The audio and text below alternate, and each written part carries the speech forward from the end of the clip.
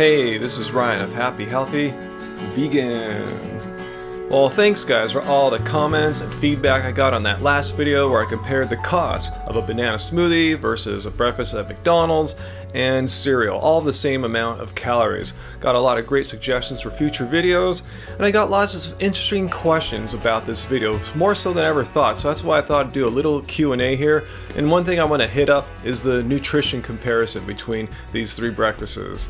Firstly, I'd like to address those who thought my 1,000 calorie smoothie here was some kind of gorging. Some thought it was like some kind of raw till 4 philosophy where you eat till you almost puke. Some thought it was just more of a gluttony. I should be shameful. There's no reason why humans should ever need 1,000 calories for any meal. There's starving kids out there, so on and so forth. Well, where do you get this from? I mean, every person's caloric needs are different. I mean, think about my unique circumstances here. I'm 6'5". That's really tall, and I weigh 180 pounds, and I'm decently active too. So 1,000 calories for one meal puts me on track if I have 3 meals a day to get at least 3,000 calories, and I try to get a little bit more than that. Why? Because I'm a glutton? No, because that's what my body needs. I've been doing this for years.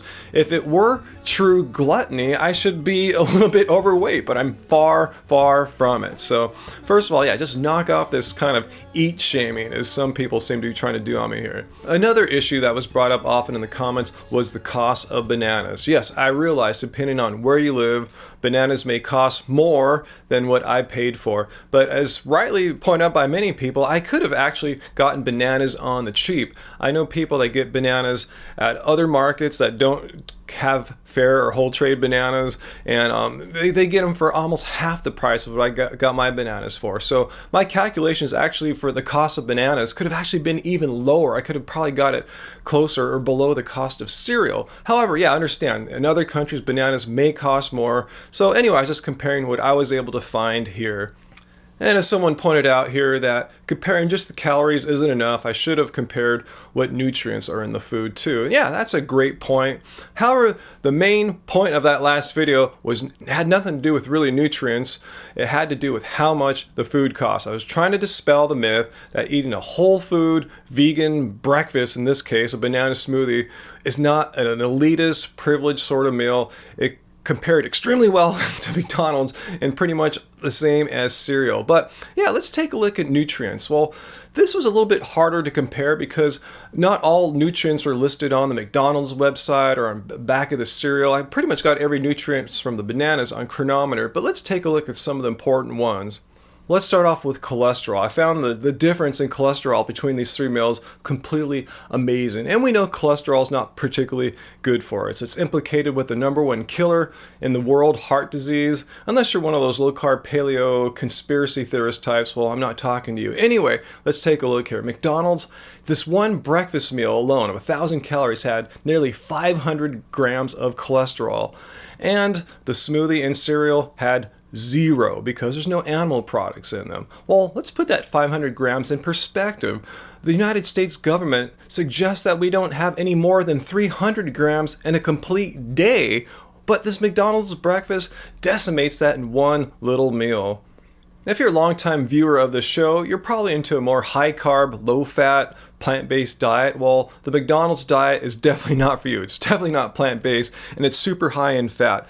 37 grams of fat, compared to just 4 grams in the smoothie and 0 grams in the Frosted Flakes. Likewise, you'll want to get your carbs, right? Well, McDonald's has 131 grams. Well, my smoothie more than doubles that, 270 grams of carbs, while the Frosted Flakes are respectable 234 grams. Decently high carb, huh?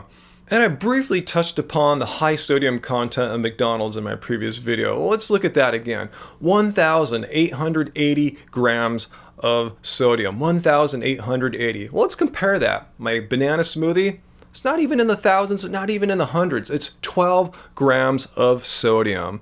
And the Frosted Flakes surprisingly had a large amount of sodium too. I'm assuming they have to preserve them. They put salt in them. Anyway, they had 1,350 grams. So the banana smoothie kicks their butts if you're looking for a low sodium diet. And lastly, let's have a look at vitamin C. I know many people think bananas are not the best source of vitamin C. They're kind of weak in them, perhaps. Let's see how banana smoothies compare to McDonald's and cereal. Well, first of all, McDonald's. That breakfast I constructed there had 89 milligrams of vitamin C. That's pretty good. That's over 100% of the RDA. However, I have to mention something there.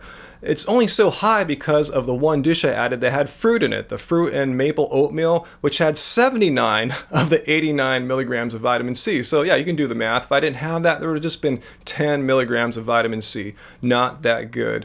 Well, in comparison, my banana smoothie, which shouldn't have that much, actually had over 102 milligrams of vitamin C, which is over 1.5 times the RDA for vitamin C. So bananas are a good source. You just have to eat more than 1 or 2 or 3. Don't be afraid, like Dr. Stork is, to have more than 2 bananas a day. And lastly, the cereal had 135 milligrams, even more than the smoothie. Some might say, well, I guess cereal is better for you as far as getting your vitamins. Well, I'd say probably not, because most of those vitamins are fortified. They're added to the food. Well, if you eat fruit and plants, that's whole food nutrition right there. So hopefully this Q&A video here today answers any lingering questions you may have had about my previous video. So anyway, let me know. If I didn't answer your question, let me know down below. And if you hadn't already, suggest any kinds of these videos you'd like me to make where I compare a meal out. So yeah, give me an idea what you think I should compare for a lunch and show how a vegan diet is not expensive. It's not for the privileged and rich only. So let me know down below. If you got something out of this video, hit like and share it with a friend. And subscribe for more vegan content, non-drama content from me and Angie here at Happy Healthy Vegan. So until next time, guys, as we're doing here with our banana smoothies, keep it carb, baby, keep it carb.